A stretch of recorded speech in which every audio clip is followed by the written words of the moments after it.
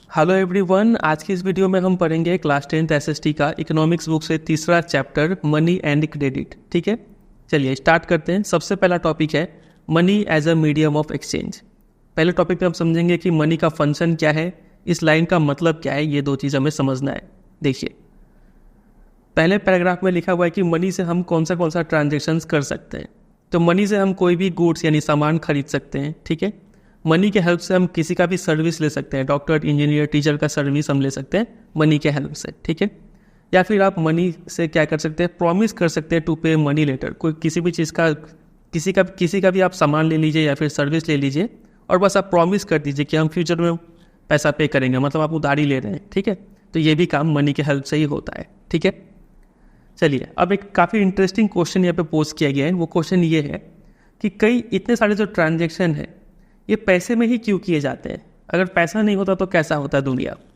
अब समझते हैं इसको। देखिए, सबसे पहले तो इसका जवाब सुनिए कि हम पैसे का ही इस्तेमाल क्यों करते हैं इन ट्रांजेक्शन में। ठीक है, तो इसलिए क्योंकि a person holding money can easily exchange it for any commodity और सर्विस दैट ही और सी वांट। अगर किसी के पास पैसा है ना, तो वो कोई भी सामान ईजिली खरीद सकता है, ईजिली वहाँ पर एक्सचेंज हो जाएगा। पैसा से एक्सचेंज करना ईजी है कंपेयर टू गुड्स, इसीलिए हम ट्रांजेक्शन में पैसा का इस्तेमाल करते हैं। फॉर एग्जांपल, एक एग्जांपल सुनिए तो काफ़ी अच्छा समझ में आएगा। मान लीजिए एक शू मैन्युफैक्चरर है ये। ठीक है, एक शू मैन्युफैक्चरर है और ये चाहता है कि अपने जूते बेचकर क्या खरीद ले, वीट खरीद ले। ठीक है, तो अब क्या करेगा, सबसे पहले ये अपने जूते को बेचेगा। बेचने के बाद इसको क्या मिल जाएगा, पैसे मिल जाएंगे। ठीक है, अब इसी पैसों का इस्तेमाल करके ये क्या करेगा, किसी से जाके वीट खरीद लेगा। तो मनी बीच में एक आके इंटरमीडिएट का स्टेप, ये पूरा ट्रांजेक्शन है इसका, यहाँ से यहाँ तक का, इस ट्रांजेक्शन को इजी बना दे रहा है ये मनी बीच में आके।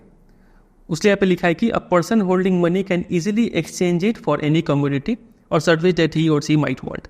एग्जाम में डायरेक्ट ये क्वेश्चन आएगा कि ट्रांजेक्शन मनी में क्यों किए जाते हैं, तो एक लाइन का आंसर ये देना है। विथ एग्जाम्पल अगर बोलेंगे तो ये एग्जाम्पल समझाना है। ठीक है, देखिए, द शू मैन्युफैक्चरर पहले क्या करेगा, शू को एक्सचेंज कर लेगा मनी से और फिर इसी मनी का हेल्प से वो क्या खरीद लेगा, वीट खरीद लेगा। समझे। अब अगर मान लीजिए ऐसा सिचुएशन है कि मनी है ही नहीं, वहाँ पे मनी का इस्तेमाल नहीं करना है, तब क्या होना पड़ेगा। देखिए, ये है शू मैन्युफैक्चरर, इसको चाहिए क्या, वीट चाहिए। तो ये सबसे पहले एक वीट सेलर्स को ढूंढेगा। ठीक है, अब इतना से काम नहीं बनेगा, अब ये भी कंडीशन फुलफिल होना चाहिए कि ये वीट सेलर को बदले में जूते चाहिए, तब जाके ये ट्रांजैक्शन हो पाएगा। समझ रहे। देखिए, अगर पैसा होता बीच में तो क्या होता, सबसे पहले ये अपने जूते को कन्वर्ट करवा लेता पैसे में, मतलब बेच के पैसे ले लेता। ठीक है, फिर पैसे से वो इजीली जाके वीट खरीद लेता। लेकिन अब चूंकि पैसा नहीं है तो इसको एक ऐसा इंसान ढूंढना पड़ेगा जिसके पास वीट हो, प्लस ये इंसान को वीट के बदले जूते चाहिए हो। ये दो कंडीशन फुलफिल होगा तब ट्रांजेक्शन हो पाएगा। मतलब इसका सामान इसको चाहिए हो और इसका सामान इसको चाहिए हो। वो यहाँ पे लिखा है कि both parties have to agree to sell and buy each other commodity. एक दूसरे का कमोडिटी खरीदने बेचने में इंटरेस्टेड होना चाहिए, तभी जाके ये ट्रांजेक्शन हो पाएगा। इसी को बोला जाता है डबल कोइंसिडेंस ऑफ वांट। ठीक है, इंपॉर्टेंट टर्म है, एग्जाम में इसको डिफाइन करने के लिए बोलते हैं। तो आपको लिखना पड़ेगा द कंडीशन, बस यहाँ पे ये दो वर्ड ऐड कर दीजिए। The condition when both parties have to agree to buy and sell each other commodity is known as double coincidence of want. इसी कंडीशन को डबल कोइंसिडेंस ऑफ वांट कहते हैं। ठीक है, चलिए, तो मनी है, मनी अगर ट्रांजेक्शन में आ रहा है तो वो इस प्रॉब्लम को सॉल्व कर दे रहा है। मनी अगर है तो ये डबल कोइंसिडेंस ऑफ वांट होने का जरूरत नहीं है। ठीक है, आप ये जूता से जो पहले मनी में कन्वर्ट कर लीजिए, जूता को बेच के मनी लाइए और फिर इस मनी के हेल्प से वीट खरीद लीजिए। समझे। चलिए, अब देखिए, एक और टर्म है जिसको बोलते हैं बार्टर सिस्टम। बार्टर सिस्टम एक ऐसा सिस्टम है जहाँ पे मनी का इस्तेमाल नहीं होता है। यहाँ पे गुड्स का एक्सचेंज होता है गुड्स के साथ ही। ये रहा, in a barter system goods are directly exchanged without the use of money. इसी को बार्टर सिस्टम कहते हैं। तो बार्टर सिस्टम में डबल कोइंसिडेंस ऑफ वांट एक इसेंशियल फीचर होता है। इसेंशियल फीचर बोल लीजिए या फिर एक मेजर प्रॉब्लम बोल लीजिए। ठीक है, ये होना पड़ेगा बार्टर सिस्टम में। लेकिन ऐसा सिस्टम जहाँ पे मनी का इस्तेमाल होता है वहाँ पे ये प्रॉब्लम एग्जिस्ट नहीं करता है। ठीक है, चलिए, तो money by providing the crucial intermediate step eliminates the need for double coincidence of want. ये कीवर्ड है इंटरमीडिएट स्टेप, ये याद कर लीजिए। वह क्या था, यहाँ पे है हमारा शू मैन्युफैक्चरर, इसको चाहिए था वीट, ठीक है। तो बीच में क्या आया, मनी आया, मनी से इसका ट्रांजेक्शन कितना इजी हो गया। पहले ये आपने जूते को कन्वर्ट कर लिया मनी में, फिर मनी से जाके वीट खरीद लिया। तो मनी बीच में आ रहा है, एक इंटरमीडिएट स्टेप प्रोवाइड कर रहा है और इससे डबल कोइंसिडेंस ऑफ वांट का प्रॉब्लम को सॉल्व कर दे रहा है, ठीक है। इसी रीजन से मनी को मीडियम ऑफ एक्सचेंज भी कहते हैं कि since money act as an intermediate, ये वर्ड देखिए फिर से आ रहा है, इन द एक्सचेंज प्रोसेस। किसी भी एक्सचेंज प्रोसेस यानी ट्रांजेक्शन में, किसी भी ट्रांजेक्शन में मनी बीच में आ रहा है, एक इंटरमीडिएट स्टेप प्रोवाइड कर रहा है, इसलिए मनी को मीडियम ऑफ एक्सचेंज कहते हैं। मतलब ट्रांजेक्शन का माध्यम, ट्रांजेक्शन होने के लिए ये माध्यम प्रोवाइड करता है, ठीक है, इसलिए इसको मीडियम ऑफ एक्सचेंज कहते हैं। और यही मनी का प्राइमरी फंक्शन है। ये वर्ड याद रखिए, एग्जाम में एक बार क्वेश्चन आया था कि write the primary function of money. तो प्राइमरी फंक्शन सुनते ही ये लिखना पड़ेगा कि it act as a medium of exchange. ये सबसे मेन फंक्शन है। मनी का बहुत सारा फंक्शन है, उसमें से सबसे मेन फंक्शन ये है कि ये मीडियम ऑफ एक्सचेंज, एक्सचेंज करवाने में हेल्प करता है, उसका माध्यम बनता है, ठीक है। चलिए, तो ये जो यहाँ पे हेडिंग लगाया हुआ था कि money as a medium of exchange, उम्मीद करता है आपको यह पूरी क्लियर हुआ होगा कि कोई भी एक्सचेंज यानी ट्रांजेक्शन करने में मनी एक माध्यम का, मतलब बीच का स्टेप बनता है, ठीक है। चलिए, मनी का और भी बहुत सारा फंक्शन है, वो भी आप एक बार सुन लीजिए, इजी है। ये है मनी का फंक्शन। पहला, it overcomes the double coincidence of want. ये प्रॉब्लम को मनी सॉल्व कर देता है, तो ये हो गया मनी का पहला फंक्शन। दूसरा है डिविजिबिलिटी इनटू स्मॉलर यूनिट्स। मतलब पैसा है तो आप छोटा से छोटा यूनिट भी खरीद सकते हैं। मान लीजिए किसी के पास 1 क्विंटल व्हीट है, ठीक है, आप चाहे तो 1 kg भी खरीद सकते हैं, आप उसको कम पैसा दे दीजिएगा। मतलब मनी डिविजिबल है, ज़्यादा पैसा में ज़्यादा चीज़ खरीद सकते हैं, कम पैसा में कम चीज़ खरीद सकते हैं। तो डिविजिबिलिटी है इनटू स्मॉलर यूनिट्स, तो ये फ़ायदा है मनी का, ट्रांजेक्शन में और ईजी हो जाता है ये। तीसरा फंक्शन है store of value, can be stored and use later unlike perishable goods. Perishable कोई भी सामान अगर आप स्टोर करके रखते हैं तो वो क्या तो बहुत जगह लेगा, हो सकता है वक्त के साथ साथ वो ख़राब भी हो जाए, लेकिन पैसे को आप इजीली स्टोर करके रख सकते हैं और बाद में उसको इस्तेमाल कर सकते हैं। तो वैल्यू है, कोई भी आपके पास कीमती चीज़ है तो इसको स्टोर करके रखने के लिए मनी एक अच्छा चीज़ है, अच्छा मीडियम है, ठीक है। तो ये हो गया तीसरा फंक्शन। चौथा फंक्शन है मेजर ऑफ वैल्यू। किसी भी सामान का वैल्यू कितना है, वो कितना वैल्यूएबल है, वो आप कैसे मेजर करेंगे, मनी से। फॉर एग्जांपल, यहाँ पे 1 kg मान लीजिए सोना पड़ा हुआ है, गोल्ड, और 1 kg यहाँ पे चांदी पड़ा हुआ है, सिल्वर। आप कैसे पता करेंगे कौन ज़्यादा वैल्यूएबल है? तो दाम देख के, दाम मतलब मनी के रूप में उसका वैल्यू मेजर हो जाता है। तो इससे कंपैरिजन करना इजी हो जाता है मनी के हेल्प से, ठीक है। और सबसे मेन फंक्शन, पांचवा function, it is a medium of exchange, it is universally accepted. हर लोग इसको एक्सेप्ट कर लेते हैं, तो ये एक अच्छा मीडियम ऑफ एक्सचेंज है, इससे कोई भी ट्रांजेक्शन काफ़ी ईजिली हो जाता है। तो ये पांचों फंक्शन को आप याद करके रख लीजिए, ठीक है। ये पूरा PDF जो है, जो भी हम अंडरलाइन कर रखे हैं, लिख रखे हैं, हाईलाइट कर रखे हैं, ये डाउनलोड करने के लिए वेबसाइट पे मिल जाएगा ये पूरा PDF। अभी आप सिर्फ समझते चलिए, बाद में जाके वहाँ से डाउनलोड कर लीजिएगा, ठीक है। बता देंगे आगे क्या क्या मिलेगा आपको, क्या क्या प्रोसेस है डाउनलोड करने का। चलिए आगे, यहाँ पे क्वेश्चन दिया हुआ है, how does the use of money makes it easier to exchange thing. Money के हेल्प से कैसे एक्सचेंज ईजी हो जाता है। तो वही यहाँ पे जो अंडरलाइन किए थे ये रहा, ये लिखना है, और अगर विथ एग्जाम्पल बोलेंगे तो ये इतना तक लिखना पड़ेगा, ठीक है। आगे मूव कर जाते हैं। अगला टॉपिक है modern forms of money. Money के कौन से रूप है आज के मॉडर्न टाइम में। देखिए, सबसे पहले मनी होता क्या है। तो मनी का फंक्शन तो हमने देख लिया। मनी का अगर कोई डेफिनेशन पूछे तो क्या लिखेंगे। तो money is something that can act as a medium of exchange in transaction. कोई भी चीज़ जो मीडियम ऑफ एक्सचेंज की तरह काम करे किसी भी ट्रांजेक्शन में, उसको मनी कह देंगे, ठीक है। तो देखिए, पहले के ज़माने में लोग अलग अलग चीज़ का इस्तेमाल करते थे मनी के लिए। फॉर एग्जांपल, इंडिया में बहुत पहले ग्रेन्स यानी अनाज का, कैटल का यूज़ किया जाता था मनी के लिए। फॉर एग्जांपल, किसी के पास अगर जूता है तो जूता कैसे खरीदेंगे, 2 जूता लेंगे और उसके बदले कुछ ग्रेन्स, अनाज दे देंगे उसको। फिर वो इंसान जो शू मैन्युफैक्चरर है वो उस अनाज से कुछ और चीज़ खरीद लेगा। तो ग्रेन्स का यूज़ होता था एज अ मनी, कैटल का भी यूज़ होता था एज मनी। फिर आगे चल के जब राजा महाराजा आए तब मेटलिक कॉइन्स का यूज़ होने लगा, मेटल से बने हुए कॉइन जैसे कि गोल्ड, सिल्वर। और मेटल से याद आ गया, साइंस में हम आपको मेटल्स नॉन मेटल चैप्टर पढ़ा चुके हैं।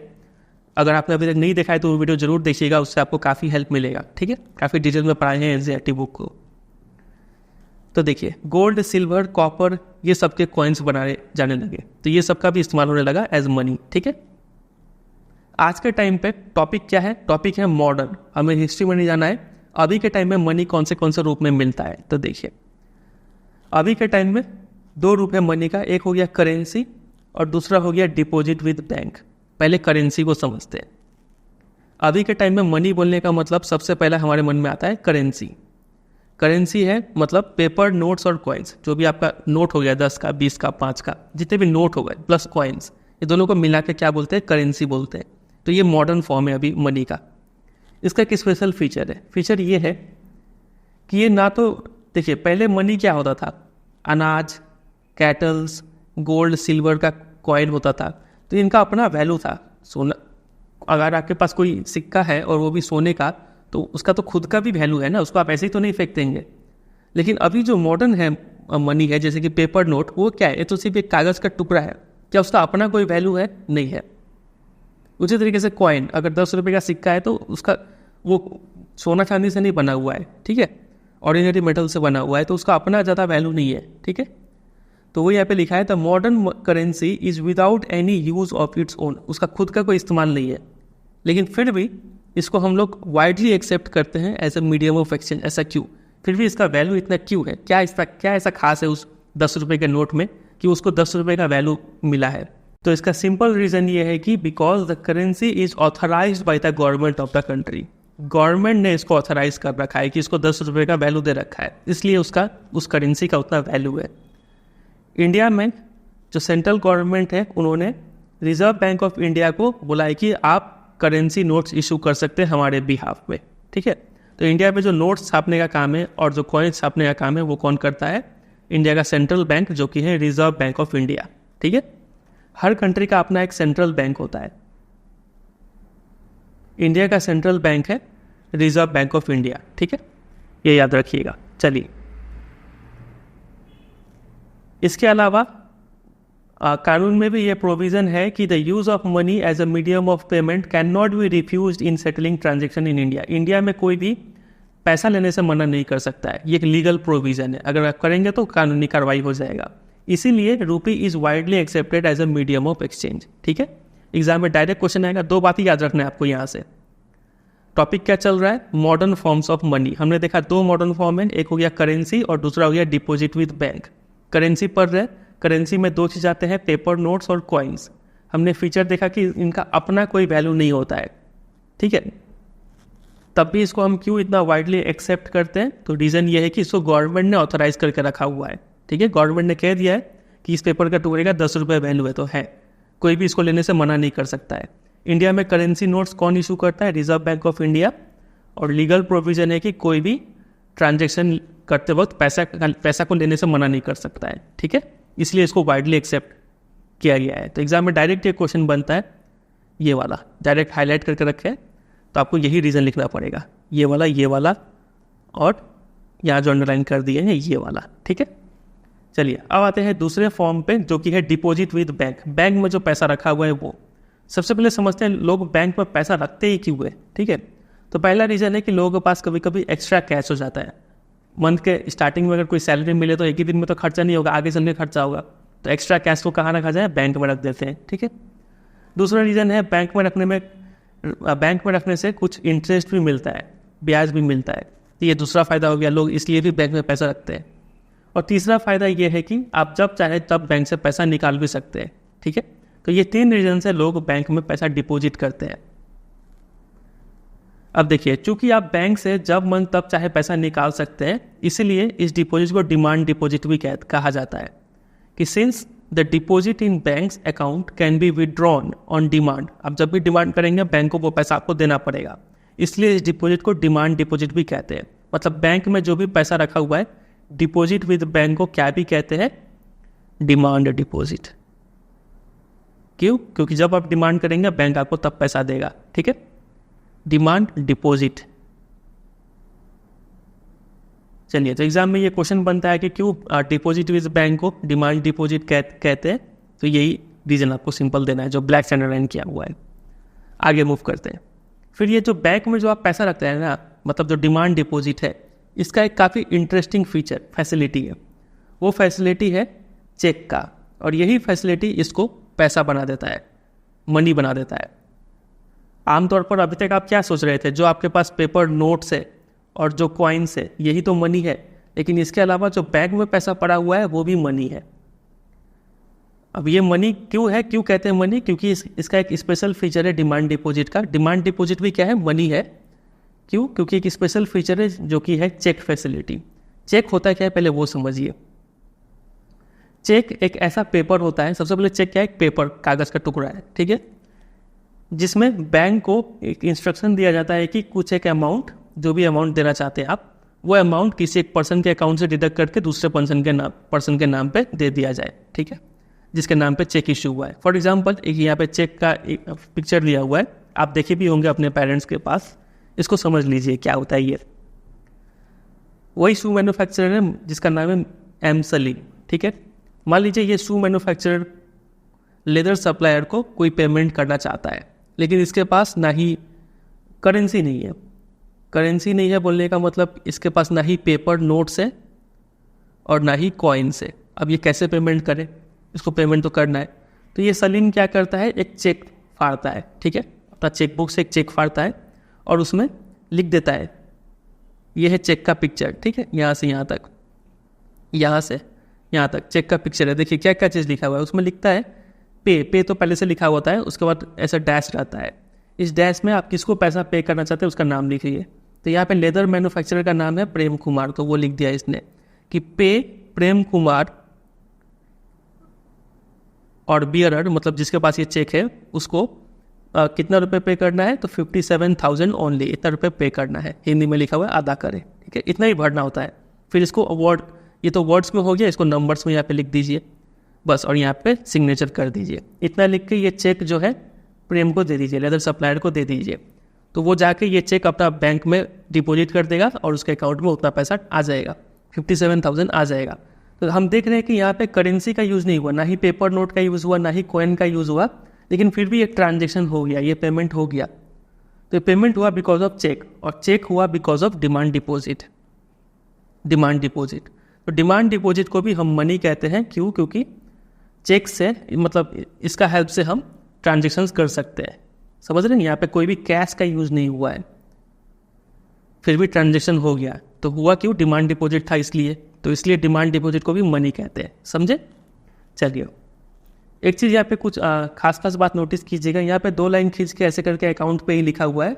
मतलब ये जो प्रेम कुमार है ना, वो पैसा ये चेक दे के कैश नहीं ले सकता है, ये चेक दे के वो अपना अकाउंट में ही ये 57,000 रुपीज़ लेना पड़ेगा, फिर बाद में वो अपना अकाउंट से निकाल देगा कैश, ठीक है। ये पहला बात।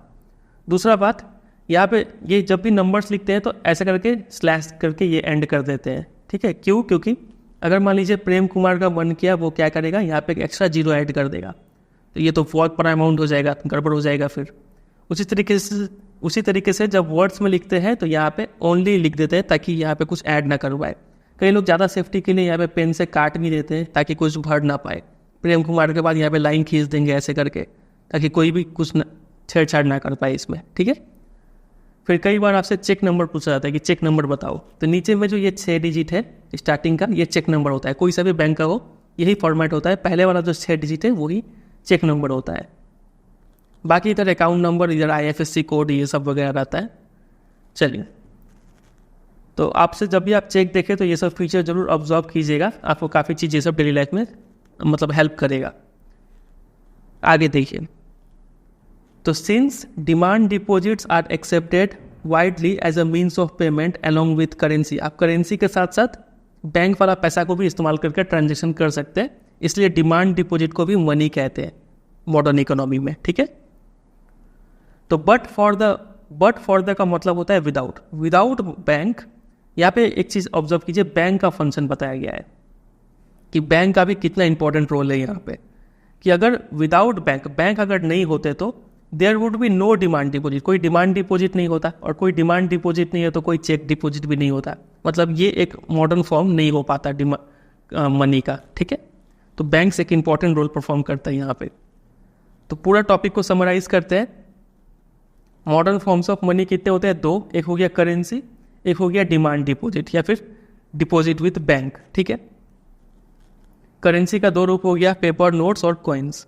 और डिमांड डिपॉजिट को क्यों मनी कहते हैं ये हमने यहाँ पे समझ लिया, ठीक है। चलिए कुछ क्वेश्चंस यहाँ पे देखिए। M Salim wants to withdraw 20,000 in cash for making payment. इसको 20,000 रुपये निकालना है, ठीक है। How would he write a cheque to withdraw money. अब वो खुद को ही चेक कैसे दे,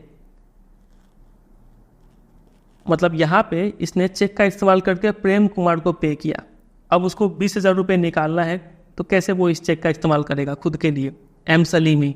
तो वो क्या करेगा, पे के बाद यहाँ पे लिख देगा सेल्फ। ये जान के रखिए आप कि आप चेक से भी पैसा निकाल सकते हैं अपने अकाउंट से। तो आप लिखेंगे पे सेल्फ, मतलब खुद को ही पे करे। 20,000 यहाँ पे लिख देंगे और यहाँ पे 20,000 लिख देंगे, ठीक है। इतना लिख के यहाँ पे साइन कर देंगे और जाकर बैंक में जमा करेंगे तो आपको 20,000 रुपये कैश दे देगा बैंक, ठीक है। आपको कैश चाहिए तो आप यहाँ पे फिर ये मत लिखिएगा, दो लाइन खींच के ऐसा अकाउंट पे ही मत लिखिएगा, क्योंकि ऐसा लिखने का मतलब है कि ये जो 20,000 रुपये होगा वो आपका अकाउंट में जाएगा सीधा, बैंक अकाउंट में। अगर ये नहीं लिखेंगे तो वो पैसा आपको कैश में मिलेगा, ठीक है। चलिए वही आपको आईडी कार्ड वगैरह लेके जाना पड़ेगा तो आपको दे देंगे 20,000 रुपये cash. Number 2, tick the correct answer. Answer after the transaction between Salim and Prem. तो क्या होगा, हमने देखा था सलीम ने प्रेम को कितना दिया था, 57,000 रुपये दिया था वो चेक में। तो ये ट्रांजेक्शन होने का बाद सलीम का बैलेंस क्या होगा, बैंक अकाउंट इंक्रीज, नहीं ये तो नहीं होगा। सलीम का बैंक अकाउंट बैलेंस जो है वो डिक्रीज होगा और प्रेम का बैंक अकाउंट बैलेंस इंक्रीज होगा। ये होगा राइट आंसर, ठीक है।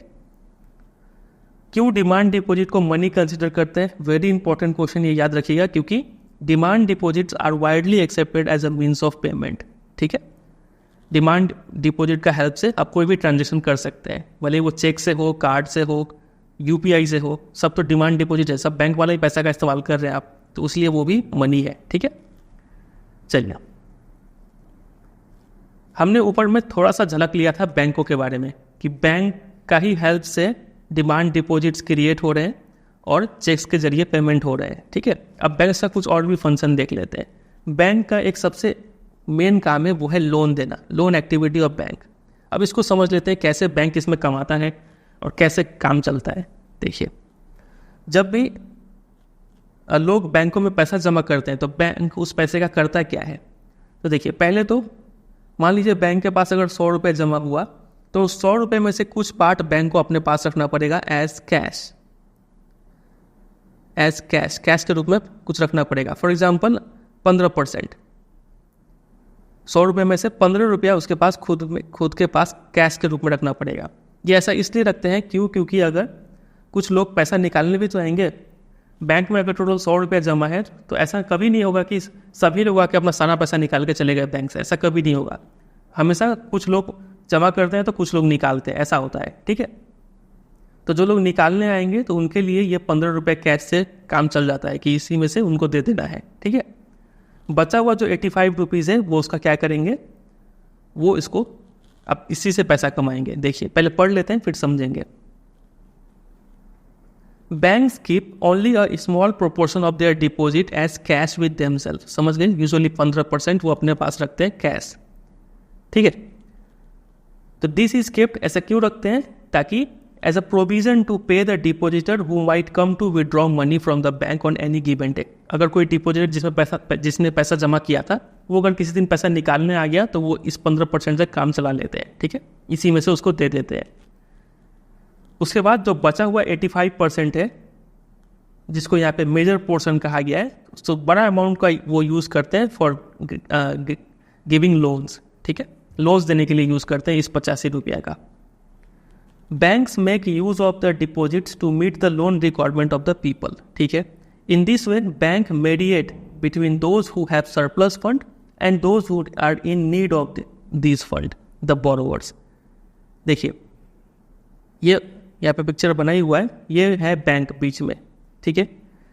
इधर है डिपॉजिटर्स, इनके पास पैसा सरप्लस है, ठीक है, तो ये आते हैं बैंक में पैसा जमा करवाने के लिए, ठीक है। फिर इधर है बोरोवर्स, इनको पैसा चाहिए, ये उधारी लेने आए हैं, तो इनके पास पैसे का कमी है, ये लोग लोन लेंगे। तो बैंक्स क्या करते हैं, बीच में एक मीडिएट करते हैं। अगर बैंक नहीं होता तो इनके को पैसा चाहिए, ये कहाँ इनको ढूंढते फिरते, किसको किसको ढूंढते फिरते, ठीक है। और इनको पैसा जमा करना है, कहाँ ये जमा करेंगे, ठीक है, ये कैसे ढूंढेंगे कि किसको पैसा चाहिए, इनके लिए भी झंझट था। तो बैंक यहाँ पे बीच में आके मीडिएट कर रहा है, वही बात यहाँ पे लिखा हुआ है। बैंक जो है वो डिपोजिटर्स और बोरोवर्स को मिलाने में हेल्प करता है, ठीक है। अब देखिए बैंक यहाँ पे कमाता कैसे है। ये लोग जो पैसा जमा करेंगे बैंक में, इसके बदले बैंक को कुछ इन्हें इंटरेस्ट पे करना पड़ेगा, इनको कुछ इंटरेस्ट दिया जाएगा, ठीक है। और ये लोग बोरोवर है, ये लोग बैंक से पैसा लेने आए हैं, तो इनको बदले में बैंक को इंटरेस्ट पे करना पड़ेगा। तो बैंक जो इंटरेस्ट देता है ना वो काफ़ी कम होता है, लगभग 3% अगर दे रहा है तो बोरोवर से वो लेता कितना है, लगभग 10% के आसपास लेता भी है। तो देख रहे हैं आप 7% का मार्जिन है बैंक का यहाँ पे। तो यही 7% बैंक का कमाई हो गया। वो यहाँ पे लिखा है bank charge a higher interest rate on loan, जब लोन देता है तो ज़्यादा इंटरेस्ट रेट पे देता है, than what they offer on deposit, उसके मुकाबले जो डिपॉजिट में वो पे करते हैं, ठीक है। इधर अगर 3% लोग को दे रहे हैं 3% ब्याज, वो खुद चार्ज करते हैं 7% ब्याज, ठीक है, 7 या फिर 10 जो भी होगा। तो यही जो डिफरेंस है यही बैंक का कमाई हो जाता है। The difference between what is charge from borrowers and what is paid to depositors, इनसे क्या चार्ज किया जा रहा है और इनको क्या पे किया जा रहा है, दोनों का जो डिफरेंस है यही इनका मेन सोर्स है इनकम का। कोई भी बैंक बेसिकली ऐसे ही परफॉर्म करता है, ठीक है। अब मान लीजिए कोई एक दिन ऐसा हो गया कि ये बैंक है, ये सारे डिपोजिटर एक साथ आ गए कि चलो मेरा पैसा दो, हमें निकालना है, ठीक है। तो क्या ये बैंक उनको पैसा दे पाएगा? नहीं, क्योंकि बैंक के पास तो सिर्फ 15% ही रुपया ये अपने पास रखा हुआ है, बचा हुआ 85-70% वो तो लोन पे दे दिया है इन लोगों को, ठीक है। तब बैंक क्या करेगा? तो बैंक उस समय क्या होगा, कोलैप्स हो जाएगा, बैंक सर्वाइव भी नहीं कर पाएगा, ठीक है। इससे बचने के लिए गवर्नमेंट ने कई सारे प्रोविजन बना रखे हैं, उतना डिटेल में भी नहीं जाएंगे क्योंकि बहुत लंबा हो जाएगा। अभी के लिए सिर्फ इतना ही समझ कर रखिए, ठीक है। तो बैंक्स इस तरीके से कमाते हैं। एग्जाम में क्वेश्चन आएगा कि बैंक्स कैसे कमाते हैं, तो ये पूरा आपको समझाना पड़ेगा। ये सबसे पहले बैंक्स जो है वो मीडिएट करते हैं बिटवीन डिपोजिटर्स एंड बोरोवर्स, इन दोनों को मिलाते हैं, ठीक है। फिर बैंक जो है वो बोरोवर से ज़्यादा इंटरेस्ट चार्ज करते हैं और डिपोजिटर को कम इंटरेस्ट पे करते हैं, और यही डिफरेंस उनका प्रॉफिट या फिर इनकम है। समझ गए? चलिए, ये टॉपिक इतना ही था। अगला टॉपिक है टू डिफरेंट क्रेडिट सिचुएशन, दो अलग अलग क्रेडिट सिचुएशन। टू आपको समझ में आ गया होगा, डिफरेंट समझ में आ गया होगा, सिचुएशन समझ में आ गया होगा। ये नया टर्म कहाँ से आया बीच में, क्रेडिट, ये क्या होता है? तो इसको समझते हैं। क्रेडिट को सिंपली बोल सकते हैं लोन, ठीक है। अब तो समझ में आया। इसका एक डेफिनेशन है, वो पढ़ लीजिए। क्रेडिट यानी loan, it refers to an agreement in which the lender supplies the borrower with money, goods and service in return for the promise of future payment। एक तरफ है लेंडर जो पैसा देता है और एक तरफ है बोरोवर जो पैसा लेता है उधारी पे, ठीक है। तो दोनों के बीच में एक एग्रीमेंट होगा, ठीक है, कि कितने रुपए देंगे, क्या क्या शर्त पे देंगे। तो इसी एग्रीमेंट को क्या कहा जाता है, लोन। लोन क्या है? एक एग्रीमेंट है between lender and borrower in return for promise of future payment. Borrower promise करता है कि हम फ्यूचर में लौटा देंगे, इसी को लोन या फिर क्रेडिट कहते हैं। तो ये डेफिनेशन याद करके रखिए, एग्जाम में पूछ सकते हैं। डायरेक्ट डेफिनेशन तो नहीं पूछेंगे, लेकिन assertion reason based type question में ये यूज हो सकता है, ठीक है। चलिए, तो दो तरीके का लोन होता है, यहाँ पे बोला गया है, टॉपिक भी वही है, टू डिफरेंट क्रेडिट सिचुएशन। तो दो टाइप का लोन है। पहला लोन, पहले आप एग्जाम्पल पढ़ लेते हैं फिर देखते हैं। एक मान लीजिए शू मैन्युफैक्चरर है, वही फिर से हमारा सलीम, ठीक है। उसे एक ऑर्डर मिलता है बड़े ट्रेडर से कि 300 जूते के पेयर्स बनाने हैं 1 महीने के टाइम में। तो सलीम इस प्रोडक्शन को पूरे 1 महीने के अंदर ख़त्म करने के लिए क्या करता है, कुछ वर्कर्स को हायर करना पड़ेगा सलीम को, ठीक है। इसके साथ साथ उसे कुछ रॉ मटेरियल्स भी खरीदने पड़ेंगे ताकि वो इतने जूते बना पाए। तो इन सब खर्चों को पूरा करने के लिए सलीम क्या करता है, लोन लेता है दो जगहों से। पहला लोन वो लेता है लेदर सप्लायर से, ठीक है। लेदर सप्लायर को बोलता है कि हम तुम्हें, लोन मतलब डायरेक्ट पैसा नहीं लेता है, वो क्या करता है, सामान ले लेता है, बोलता है कि फ्यूचर में पे कर देंगे, बाद में देंगे, जब सामान बिक जाएगा तब पैसा दे देंगे। ये भी एक टाइप का लोन ही हुआ, ठीक है। और दूसरा वो लोन लेता है कहाँ से, एक लार्ज ट्रेडर है, वहाँ से वो कैश ले लेता है। मतलब जो ट्रेडर था जिसने 3,000 जूते बनाने के लिए कहा था, उसी से वो 1000 जूते का एडवांस ले लेता है। ये भी एक टाइप का लोन ही हुआ, समझ गए। तो इस तरीके से मंथ के एंड में सलीम अपना पूरा ये 3000 जूते बना के बेच देता है और काफ़ी अच्छा प्रॉफिट होता है। तो यहाँ पे हम देख रहे हैं कि जो क्रेडिट है वो काफ़ी पॉजिटिव रोल प्ले किया है। इस क्रेडिट से सलीम का भला हुआ, ठीक है। क्या क्या भला हुआ? एक तो ये हेल्प किया to meet the ongoing expense of production, जो भी खर्चा था रॉ मटेरियल खरीदने का, ये सब खर्चा पूरा हो गया क्रेडिट का हेल्प से, ठीक है। दूसरा, टाइम पे प्रोडक्शन हो पाया। अगर सलीम एक्स्ट्रा वर्कर नहीं हायर करता तो टाइम पे 1 महीने के अंदर तो इतना जूता नहीं बनता, तो प्रोडक्शन टाइम पे हो पाया, ये दूसरा बेनिफिट हो गया इस क्रेडिट का, ठीक है। पहला तो था ये, दूसरा हो गया ये, तीसरा हो जाएगा ये इंक्रीज हिज अर्निंग। तो ये 3 रोल जो है वो क्रेडिट परफॉर्म करता है। तो एग्जाम में डायरेक्ट क्वेश्चन बनता है कि लोन या फिर क्रेडिट का रोल्स लिखिए। तो पहला रोल्स आप ये लिखेंगे, to meet the ongoing expense of production, दूसरा कंप्लीट प्रोडक्शन ऑन टाइम, और तीसरा इंक्रीज अर्निंग, ठीक है। तो credit therefore plays an vital and positive role in this situation. एक तरीका तो ये हो गया। एक और एग्जांपल लेते हैं, वो है स्वप्ना का। ये एक छोटी सी फार्मर है जो कि मूंगफली ग्रो करती है 3 एकड़ ज़मीन पे, ठीक है, अपने ज़मीन पे। वो इस खेती करने के लिए लोन लेती है एक मनी लेंडर से। अच्छा बात है, ये भी इन्होंने यहाँ पे इसने क्रेडिट यानी लोन ले लिया है। लोन लेती है और अच्छे से खेती करती है, ये उम्मीद में कि जब फसल हार्वेस्ट करेगी तो अच्छा खासा वो कमाएगी और फिर उसी पैसे से लोन भी रीपे कर देगी। लेकिन इसका बदकिस्मती देखिए, बीच में क्या हो जाता है, क्रॉप्स में पेस्ट लग जाते हैं, ठीक है, और क्रॉप पूरा बर्बाद हो जाता है। क्रॉप को बचाने के लिए स्वप्ना फिर से एक लोन लेती है और उससे एक्सपेंसिव पेस्टिसाइड इस पर छिड़कती है, लेकिन तब भी कोई ज़्यादा हेल्प होता नहीं है। तो नतीजा यही निकलता है कि वो मनी लेंडर को पैसा नहीं चुका पाती है, रीपे नहीं कर पाती है, और 1 साल होते होते तक काफ़ी बड़ा अमाउंट वो हो जाता है, इंटरेस्ट पे इंटरेस्ट जोड़ जोड़ के, ठीक है। अगले साल फिर से इसको खेती करना है, तो अब क्या करेगी, फिर से वो एक लोन लेती है। इस साल नॉर्मल क्रॉप होता है, ठीक ठाक क्रॉप हो जाता है, लेकिन इतना सफिशिएंट नहीं होता है कि वो पिछले साल वाला लोन भी चुका पाए, ठीक है, ओल्ड लोन को कवर नहीं कर पाती है। तो इसका मतलब ये अब डेट में फंस चुकी है। इसको, इस सिचुएशन को बोलते हैं डेट ट्रैप। मतलब एक लोन खत्म नहीं हुआ कि दूसरा लोन लेना पड़ जाता है, ठीक है, लोन का अब जिंदगी भर लोन में रह जाते हैं, इसको बोलते हैं डेट ट्रैप, ठीक है। सी हैज़ टू सेल, अगर उसे इस डेट ट्रैप से निकलना है, लोन के चक्कर से निकलना है, तो इसको कुछ ना कुछ बलिदान देना पड़ेगा। वो बलिदान है ये कि वो अपना ज़मीन का कुछ हिस्सा, कितना ज़मीन था 3 एकड़, उसमें से कुछ ज़मीन वो बेच दे और जो भी पिछले साल का लोन था वो चुका दे। तो इस केस में हम देख रहे हैं कि जो लोन यानी जो क्रेडिट है ये काफ़ी नेगेटिव रोल परफॉर्म कर रहा है। ये क्रेडिट स्वप्ना के लिए तो मतलब गले का घंटी हो गया, ठीक है। चलिए, तो वही ये टॉपिक था कि 2 डिफरेंट क्रेडिट सिचुएशन। एक सिचुएशन में हमने देखा क्रेडिट काफ़ी पॉजिटिव रोल परफॉर्म कर रहा है, और दूसरे में हमने देखा काफ़ी नेगेटिव रोल, इसको डेट ट्रैप में फंसा कर रख दिया। तो ऐसा होता है, ठीक है।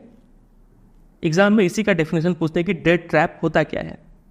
तो credit instead of helping Swapna improve her earning left her worse off. Credit situation अच्छा करने का बजाय और ख़राब कर दिया, इसी को डेट ट्रैप कहते हैं।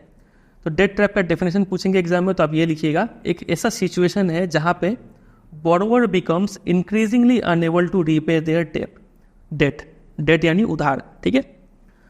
वो पहले वाला मनी चुकाने में चुका ही नहीं पाते, कभी भी लोन बढ़ता ही जाता है, इसको बोलते हैं डेट ट्रैप, ठीक है। ये कई सारे रीजन से हो सकता है, क्या तो हाई इंटरेस्ट रेट, इससे भी होता है डेट ट्रैप, या फिर इकोनॉमिक डाउनटर्न, कोई इकोनॉमी में कुछ हो गया, महंगाई बहुत ज़्यादा बढ़ गया, फसल बर्बाद हो गया, ये सब अनएक्सपेक्टेड एक्सपेंसेस, कोई बीमार पड़ गया, अचानक से कोई फंक्शन आ गया, तो ये सब के कारण लोग डेट ट्रैप में फंस जाते हैं। ये डेफिनेशन याद रखिएगा, ठीक है। चलिए, तो क्रेडिट स्वप्ना के लिए क्या हुआ, pushes the borrower into a situation from which recovery is very painful. Swapna को अपना जमीन कुछ बेचना पड़ा, इसी को डेट ट्रैप कहते हैं। तो 2 यहाँ पे फ्रेज है, एक है बेटर ऑफ, एक है वर्स ऑफ। तो पहले वाले में जब क्रेडिट पॉजिटिव रोल परफॉर्म कर रहा था, उसमें पर्सन का सिचुएशन बेटर ऑफ हो जा रहा था, पहले से अच्छा हो जा रहा था। और दूसरे सिचुएशन में हमने देखा कि क्रेडिट का नेगेटिव रोल है, वो उसका सिचुएशन को और वर्स ऑफ खराब कर दे रहा है, ठीक है। तो क्रेडिट अच्छा होगा कि बुरा होगा ये डिपेंड करता है रिस्क पे। सलीम का जो एग्जांपल लिया था हमने शू मैन्युफैक्चरर का, इसका रिस्क काफ़ी कम था, जूता बनाना था तो एक्स्ट्रा वर्कर को हायर करके रॉ मटेरियल खरीद के जूता बना दिया, तो ये काफ़ी अच्छा था और एश्योर्ड था कि 3000 जूते जो उसने बनाए हैं वो बिक ही जाएंगे, क्योंकि एक लार्ज ट्रेडर ने ऑर्डर दिए थे, तो सारा काम सही सलामत से हो गया था। लेकिन स्वप्ना के केस में रिस्क बहुत ज़्यादा था, क्योंकि खेती करते हैं तो बहुत ज़्यादा रिस्की है, बारिश हुआ कि नहीं, पेस्ट अटैक हुआ कि नहीं, कुछ भी हो सकता है, बहुत ज़्यादा टेम्परेचर हो गया तो फसल बर्बाद, ऐसा बहुत सारा रीज़न है। तो रिस्क ज़्यादा था, इसलिए वहाँ पे क्रेडिट अच्छा परफॉर्म नहीं किया। ठीक है, चलिए इतना ही बात यहाँ पे ध्यान जान के छोड़ देना है। आगे अगला टॉपिक है टर्म्स ऑफ क्रेडिट, क्रेडिट की शर्तें, ये क्या होता है? तो इसका डेफिनेशन यहाँ पे लिख रखें, these are the specific condition a borrower must agree to in order to receive a loan from a lender.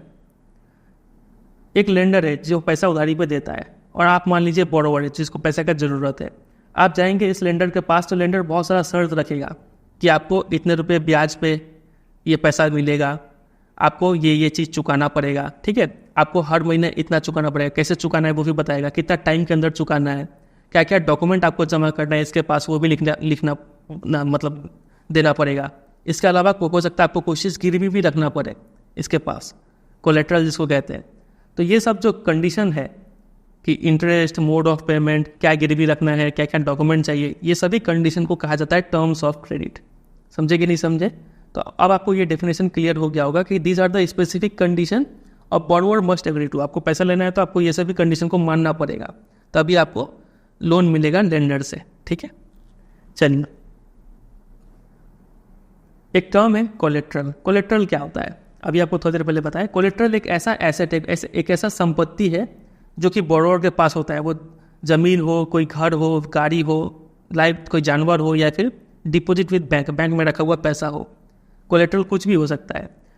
तो कोलेट्रल एक ऐसा संपत्ति है जिसका यूज़ किया जाता है, जिसका यूज़ वो बोरोवर करता है as a guarantee to a lender until the loan is repaid. मतलब आप ऐसे समझिए कि जो भी चीज़ आप गिरवी रख रहे हैं ना किसी भी लेंडर के पास, ये बोरोवर है, ये लेंडर है, इसको चाहिए मान लीजिए 10,000 रुपये चाहिए। ठीक है, तो लेंडर बोलता है कुछ गिरवी रखो, तो ये बदले में अपना एक सोने का झुमका रख देती है। ठीक है, तो ये सोने का झुमका एज अ कोलेट्रल काम कर रहा है। ठीक है, गिरवी है।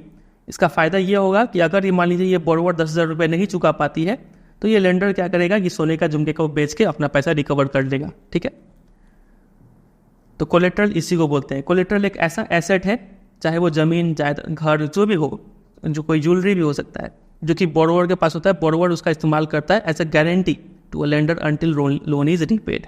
जब लोन रीपे कर देगी वो 10,000 रुपये तो वो चुका देगी, तो वो वापस वो अपने सोने का झुमका लेकर घर चले जाएगी। ठीक है, चलिए इसका यूज़ क्यों करते हैं, ये है वाई का जवाब एग्जाम में आता है कि क्यों कोलेट्रल का ज़रूरत है। तो इसका ज़रूरत इसलिए कि अगर borrower fail to repay the loan अगर नहीं चुका पाती है तो लेंडर के पास हक होगा कि वो उस एसेट, सोने का झुमका को या फिर कोलेट्रल, ज़मीन जो भी है, उसको बेच के अपना पैसा को रिकवर कर ले।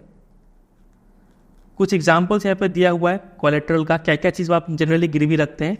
तो ज़मीन का टाइटल्स हो गया, ज़मीन का पेपर, फिर deposit with bank, live stock, ये सब। डिपॉजिट विद बैंक जैसे कि एफडी अगर आप करेंगे ना, पैसे का फिक्स डिपॉजिट करेंगे तो आपको एक सर्टिफिकेट दिया जाता है, वो सर्टिफिकेट को इसके पास आप गिरवी रख सकते हैं। ठीक है, चलिए तो एग्जाम में इसका डेफिनेशन आएगा, define collateral, why it is used और एग्जाम्पल्स ऑफ कोलेट्रल। ये 3 चीज़ आप तैयार कर लीजिए। ठीक है, तो इंटरेस्ट रेट, कितना ब्याज होगा, कितना कोलेट्रल रखना पड़ेगा, क्या क्या डॉक्यूमेंट रिक्वायरमेंट होगा, मोड ऑफ रीपेमेंट, चुकाएंगे कैसे पैसा को, ये सभी चीज़ को मिला के क्या कहा जाता है, टर्म्स ऑफ क्रेडिट। समझ गए? चलिए एक अच्छा एक्सरसाइज है यहाँ पे आपके लिए, इसको पढ़ के ये टेबल फिल करना है। लिखा है कि मेघा एक लोन लेती है 5 लाख रुपए का। कहाँ से? बैंक से, एक घर खरीदने के लिए। ठीक है, आप इस पिक्चर में भी देख सकते हैं, ये है हमारी मेघा और इन्होंने लोन लेके ये घर खरीदा है 5 लाख रुपए में। एनुअल इंटरेस्ट रेट कितना है? 12%, मतलब सालाना 12% आपको ब्याज देना पड़ेगा। ठीक है, 12% पर एनम ऐसे भी बोल सकते हैं आप, और 10 साल में चुकाना है, मंथली इंस्टॉलमेंट है। ठीक है, मेघा को क्या क्या सबमिट करना पड़ा बैंक में? तो डॉक्यूमेंट शोइंग हर एम्प्लॉयमेंट रिकॉर्ड, कहाँ काम कर रही है, कितने दिन से काम कर रही है, कितना सैलरी मिलता है, इस सब का डॉक्यूमेंट उसे जमा करना पड़ा। इसके साथ साथ बैंक ने कोलेट्रल के रूप में क्या रख लिया, इस घर का पेपर ही रख लिया गिरवी में। ठीक है, इसके पास गिरवी रखने के लिए कुछ होगा नहीं, तो उसने क्या किया, जो नया घर खरीदा है इस घर का पेपर सिर्फ बैंक के पास रख दिया गिरवी के लिए। ऐसा जनरली होता है, जब भी फ्लैट्स आप बाई करें तो फ्लैट का कागज ही वो बैंक वाले रख लेते हैं, जब आप लोन रीपे कर देंगे तो आपको वापस कागज मिल जाएगा। ठीक है, इतना हमने समझ लिया। अब देखिए, ये सब टेबल पर फिल करना है। लोन अमाउंट कितना है तो 5 लाख।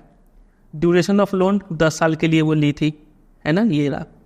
डॉक्यूमेंट क्या क्या चाहिए था यहाँ पे, तो ये रहा, एम्प्लॉयमेंट रिकॉर्ड, सैलरी वाला डॉक्यूमेंट चाहिए। इंटरेस्ट रेट कितना है 12% पर एनम, मतलब मंथली कितना हो गया, मंथली 1% हो गया। मोड ऑफ रीपेमेंट, कैसे चुकाएगी वो, तो मंथली इंस्टॉलमेंट। कोलेट्रल क्या क्या रखा है उसने, तो paper of the new house, ये उसने कोलेट्रल रखा है। तो ये सभी चीज़, मतलब ये जो सभी चीज़ है नीचे जो लिखा हुआ है, इस सबको क्या बोलते हैं, टर्म्स ऑफ क्रेडिट कहते हैं। समझ गए, इसका डेफिनेशन, एग्जाम्पल, कोलेट्रल, ये सब तैयार कर लीजिए। कुछ क्वेश्चन है यहाँ पे, why do lenders ask for collateral, collateral को क्यों मांगते हैं, तो बता ही दिए। अगर जो बोरोवर है वो fail to repay the loan, the lender can sell the collateral and recover the amount. दूसरा, given a large number of people in our country are poor, हमें पता है कि हमारे देश का ज़्यादातर लोग गरीब है, तो क्या इससे उनका बोरो करने का कैपेसिटी अफेक्ट करेगा क्या, तो बिल्कुल करेगा। अगर आप गरीब हैं तो आपका लोन लेने का कैपेसिटी भी कमेगा, क्योंकि आप गरीब है तो जाहिर सी बात है आपके पास कोलेट्रल नहीं होगा, कुछ गिरवी रखने के लिए नहीं होगा, तो आप लोन ले नहीं पाएंगे। प्लस बैंक्स भी क्या करती है, ऐसे लोग जो कुछ चीज़ गिरवी नहीं रख पाते उनसे काफ़ी हाई इंटरेस्ट रेट चार्ज करती है, क्योंकि बैंक को भी खतरा होता है, उनको तो अपना पैसा वसूलना है ना। उनको पता है कि आप अगर गरीब है, ज़्यादा नहीं चुका पाएंगे, कोई कोलेट्रल भी नहीं रख पा रहे, तो आपसे हाई इंटरेस्ट रेट वो चार्ज करती है, ठीक है। तो इस तरीके से उनका कैपेसिटी इफेक्ट होता है बोरो करने का, ठीक है। ये आप खुद से ट्राई कीजिए। While taking a loan, borrowers look for easy terms of credit, easy शर्तें ढूंढते हैं क्रेडिट का।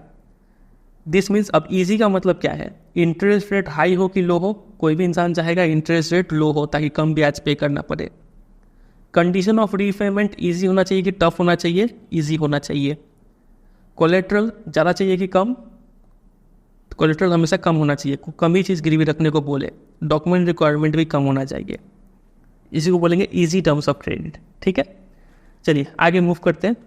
आगे यहाँ पे एक एग्जाम्पल देके, एक विलेज एग्जाम्पल देके ये समझाया हुआ है कि वैरायटी ऑफ क्रेडिट अरेंजमेंट, लोग कैसे कैसे लोन लेते हैं, क्या क्या टर्म्स पे लोन लेते हैं, वो चीज़ यहाँ पे बताया हुआ है। देखिए यहाँ पे 2 लड़के हैं, रोहित और रंजन, ये दोनों अपने विलेज में जाते हैं सोनपुर में, और वहाँ पे लोगों से पूछते हैं कि आप क्या क्या चीज़ के लिए लोन लेते हैं, क्यों लोन लेते हैं, किससे लोन लेते हैं, कैसे लोन लेते हैं, ये सब चीज़ पूछते हैं। तो देखिए सबसे पहले ये जाते हैं श्यामल के पास। श्यामल एक क्या है, स्मॉल फार्मर है जिसके पास 1.5 एकर्स ऑफ लैंड है। वो मनी बोरो करता है इन चीज़ों के लिए, कल्टीवेशन, खेती करने के लिए, परचेजिंग फार्म इनपुट्स, ये सब चीज़ के लिए पैसा वो लोन पे लेता है। किससे लेता है, तो विलेज मनी लेंडर से लोन पे लेता है, ठीक है।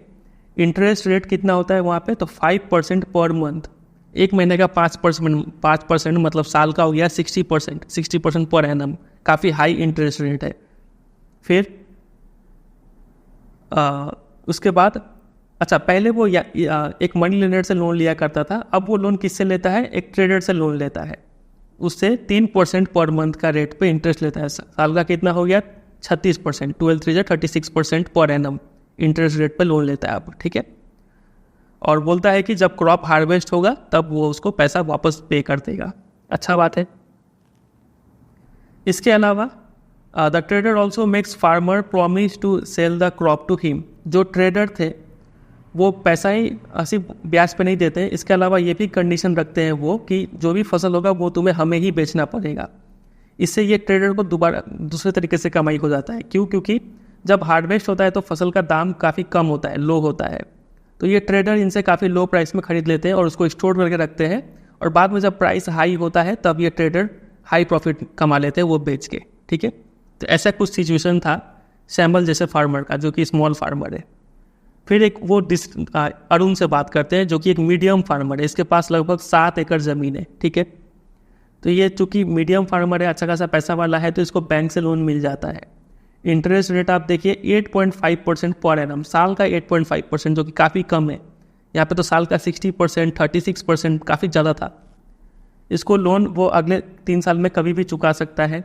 वो सोचता है, अरुण सोचता है कि जब हार्वेस्ट हो जाएगा तो वो जो प्रोडक्ट है उसको कोल्ड स्टोरेज में रखेगा और फिर एक फ्रेश लोन के लिए अप्लाई कर देगा on the basis of cold storage receipt. ऐसा होता है कि मान लीजिए आपका जो फसल है वो आप स्टोरेज में रख देते हैं, कोल्ड स्टोरेज में, ठीक है। तो वहाँ पर रखने के बाद आपको एक रिसिप्ट मिलता है, तो आप इसी रिसिप्ट को दिखा के इसको एज ए कोलेटरल बना के आप क्या कर सकते हैं और दोबारा फ्रेश लोन ले सकते हैं, भले ही आपने पहले वाला लोन नहीं चुकाया है तो भी, क्योंकि बैंक को पता है इसके पास स्टोरेज में इतना सारा प्रोडक्ट पड़ा हुआ है, अगर कभी वसूलना हुआ तो उसी को बेच के वसूल लेंगे, ठीक है। तो उसको लोन मिल जाता है। और ये भी चीज़ ऑब्जर्व कीजिए कि चूंकि ये खुद स्टोर करता है तो बाद में जब प्राइस ज़्यादा होगा तब ये बेचने का सोच रहा है अरुण, तो ये ज़्यादा प्रॉफिटेबल रहेगा श्यामल के मुकाबले। वैसे एक और आदमी है जिसका नाम है रामा। रामा एक लैंडलेस एग्रीकल्चरल वर्कर है, ठीक है। वो काम करती है एक लैंड ओनर के पास और वो लोन लेती है डेली का खर्चा के लिए, प्लस अचानक से कोई बीमार हो गई, फैमिली फंक्शन आ गया, इन सब चीज़ों के लिए वो लोन लेती है। इंटरेस्ट रेट कितना है? 5% है पर मंथ का, यानी साल का 60% हो गया। और चुकाती कैसी है? तो इसी लैंड ओनर के ज़मीन पे काम करके चुकाती है ये पूरा रुपए को, ठीक है। अब देखिए एट प्रेजेंट वो लैंड ओनर को अभी भी 5,000 रुपये चुकाना बाकी है और इतना चुकाने की वो फिर से दोबारा एक लोन मांगती है, मतलब ये एक ऑलरेडी डेट ट्रैप में फंसी हुई है, ठीक है। इस तरीके से का उसका सिचुएशन है। तो ये बस कुछ एग्जाम्पल है जो हमने देखा कि कैसा अलग अलग लोग अलग अलग तरीके से फंसे हुए हैं। कुछ लोग बेनिफिट में हैं, अरुण जैसे फार्मर थोड़ा बेनिफिट में है, श्यामल कहीं ना कहीं फंसा हुआ है क्योंकि ब्याज भी काफ़ी ज़्यादा पे करना पड़ रहा है, ट्रेडर उसे लूट रहे हैं, और रामा का तो हालत ही ख़राब है, ये तो बस ज़िंदगी अपना कैसे भी काट रही है, ठीक है। चलिए कुछ क्वेश्चंस देखते हैं जो अभी हमने पढ़ा उसके बेसिस पे, उसके बाद ये कोऑपरेटिव्स पढ़ लेंगे। पहला क्वेश्चन है ये, list the various sources of credit in Sonpur. Sonpur में क्रेडिट का सोर्सेज क्या है, लोन कहाँ से मिलता है? तो लोग मनी लेंडर से उधारी में लेते हैं, ट्रेडर, बैंक, लैंड ओनर, ये सबसे उधारी पे लेते हैं। Various uses of credit, loan देने के बाद उसका क्या इस्तेमाल करते हैं? तो कुछ लोग कल्टीवेशन में इस्तेमाल करते हैं, कुछ लोग कल्टीवेशन और स्टोरेज में इस्तेमाल करते हैं, जैसा कि हमने यहाँ पे देखा ये सिर्फ कल्टीवेशन में इस्तेमाल कर रहे थे। और रमा जैसे फार्मर लोन का इस्तेमाल डेली खर्चा, बीमारी का इलाज, फैमिली फंक्शन, ये सब के लिए करती है। फिर compare the terms of credit का शर्त क्या था? स्मॉल फार्मर श्यामल का देखे थे हमने कि 60%, 36% इंटरेस्ट रेट प्लस क्रॉप उसी को बेचना, ये सब कुछ शर्तें थे। मीडियम फार्मर का यहाँ पे 3 साल में वो कभी भी चुका सकता है, 8.5% इंटरेस्ट रेट था, काफ़ी कम था, काफ़ी ईजी था यहाँ पे terms of credit. Landless agricultural worker Rama का हमने देखा था कि इसको भी 60% पर एनम इतना पे ब्याज पे करना पड़ रहा है, प्लस उसके ज़मीन पे काम करके वो पैसा चुका रही है, ये सब हमने देखा था। फिर why will Arun have higher income from cultivation compare to Shyamal? Shyamal के मुकाबले अरुण का ज़्यादा कमाई क्यों होगा? क्योंकि अरुण के पास ज़्यादा बड़ा ज़मीन है, ये मीडियम फार्मर था, 7 एकड़ ज़मीन था इसके पास। दूसरा, ये अरुण बैंक से लोन लिया हुआ है तो इंटरेस्ट रेट लो है, ये दूसरा तरीका हो गया जिसके कारण इसके पास ज़्यादा कमाई होगा। तीसरा, स्टोरेज, ये अपने प्रोडक्ट को कोल्ड स्टोरेज में स्टोर करके रख रहा था, जबकि श्यामल ट्रेडर को ही बेच रहा था काफ़ी कम दाम में। तो ये 3 रीजन से अरुण के पास ज़्यादा पैसा होगा, ठीक है। Can everyone in Sonpur get credit at cheap rate? हर कोई क्या सोनपुर में सस्ता लोन ले सकता है क्या? सस्ता लोन मतलब बैंक से लोन, वो सस्ता होता है, कम इंटरेस्ट रेट पे मिलता है। तो हर कोई को तो नहीं मिलेगा, सिर्फ उसी को मिलेगा जो अरुण जैसा इंसान हो, जिसके पास अच्छा खासा प्रॉपर्टी हो, गिरवी रखने के लिए कोई चीज़ हो, डॉक्यूमेंट हो, वही तो ये सस्ता लोन ले पाएगा। ये MCQs है। ओवर द ईयर रमाज डेट, वक्त के साथ साथ रमा का जो कर्जा है वो क्या होगा? बढ़ेगा, ठीक है। Arun is one of the few people in Sonpur to take a bank loan because, Arun को बैंक लोन मिल गया। क्यों मिला? क्योंकि बैंक को चाहिए कोलेट्रल, अरुण दिया होगा, विच एवरीवन कैन नॉट प्रोवाइड, ठीक है। चलिए, तो ये सब कुछ क्वेश्चंस करके काफ़ी चीज़ समझ बढ़ा आपका, ताकि एग्जाम में अगर केस बेस्ड क्वेश्चन आता है, ये पैसेज देके कोई केस बेस्ड क्वेश्चन पूछेंगे तो आप आंसर कर पाएंगे, ठीक है। चलिए, तो इसको ध्यान रखिएगा थोड़ा। आगे यहाँ पे कोऑपरेटिव्स के बारे में पढ़ लेते हैं। ये कोऑपरेटिव्स है क्या? देखिए, सबसे पहला तो ये एक major source of cheap credit है। ये लोग लोन देते हैं काफ़ी सस्ते रेट में, पहला चीज़ हमें ये पता चला। इसका फुल फॉर्म होता है कोऑपरेटिव सोसाइटी। शॉर्टकट बनाना है तो सोसाइटी का सब हटा दीजिए, सिर्फ एस जो है वो इसमें ऐड कर दीजिए, तो ये हो जाएगा कोऑपरेटिव्स, ठीक है। होता क्या है कि कुछ लोग एक साथ इकट्ठा होते हैं और एक कोऑपरेटिव फॉर्म करते हैं, और ये लोग अपने रिसोर्सेज को पूल करते हैं, मतलब जिसके पास जितना पैसा है, 5 किसान आ गए गरीब मिलके, और पाँचों के पास जो भी सेविंग है 100 रुपया, 50 रुपया, 500 रुपया हर महीना करके जमा करते गए और एक फंड इकट्ठा कर लिए अपने पास, ठीक है। फिर it accept deposit from it members, वही डिपॉजिट इकट्ठा करके ये एक फंड इकट्ठा हो गया। अब with this deposit as collateral, वो इसी पैसे को गिरवी रख देते हैं बैंक में जाके, कोलेट्रल के रूप में इस्तेमाल करते हैं, ठीक है। और फिर बैंक से एक बड़ा सा लोन ले लेते हैं, ठीक है, ये सभी मेंबर्स। फिर this fund are use to provide loan to members, फिर किसी भी मेंबर को अगर पैसा का ज़रूरत है तो वो इसी लोन के पैसे से उसको दिया जाता है। फिर एक बार जब ये लोन पे हो गया तो फिर से दोबारा लेंडिंग होगा, समझ गए। चलिए, तो इस तरीके से कोऑपरेटिव काम करता है। इतना ही बात यहाँ से जान के रखिए, और कुछ है नहीं काम का यहाँ पे। ये जो पूरा जो देख रहे थे ना आप, ये जो ग्रीन से हाईलाइट किया हुआ है, ये पूरा येलो से हाईलाइट किया हुआ है, ये एग्जाम में इससे क्वेश्चन बहुत ही कम देखने को मिला है, ना के बराबर देखने को मिला है। ये सिर्फ आपका समझ बढ़ाने के लिए था, ठीक है, समझ जाइए इतना। तो 2 चीज़ हमने देखा कि सस्ता लोन कहाँ से मिलता है। एक तो हमने देखा बैंक काफ़ी कम रेट पे लोन देते हैं, दूसरा हमने अब ये पता चल गया कोऑपरेटिव्स भी काफ़ी कम रेट पे लोन देते हैं। तो ये दोनों काफ़ी अच्छे सोर्स है लोन का। तो इसी नॉलेज के बेसिस पे हम अगला टॉपिक पढ़ेंगे। अगला टॉपिक है formal sector credit in India. देखिए, 2 टाइप का लोन सोर्सेज होते हैं, एक होता है फॉर्मल सोर्स और दूसरा होता है इनफॉर्मल सोर्स। अब इसको समझ लेते हैं। फॉर्मल सोर्स क्या होता है?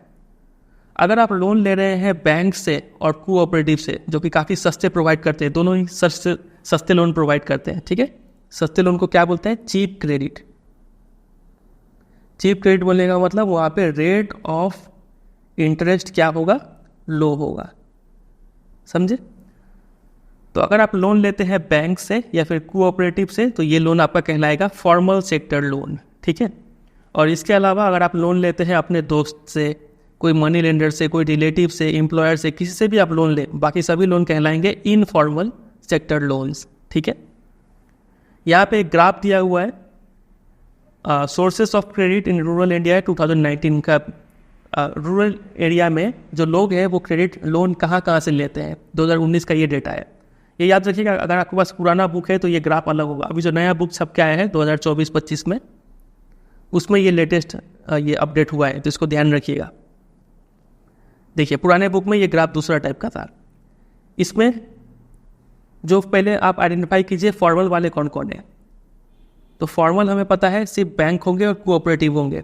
तो कमर्शियल बैंक हो गए और कोऑपरेटिव बैंक एंड सोसाइटी 51%, 10% और अदर फॉर्मल एजेंसी ये हो गया 5%। ये सबको जोड़ेंगे तो 66% लोन लोग फॉर्मल सेक्टर से ले रहे हैं, जो कि अच्छा बात है।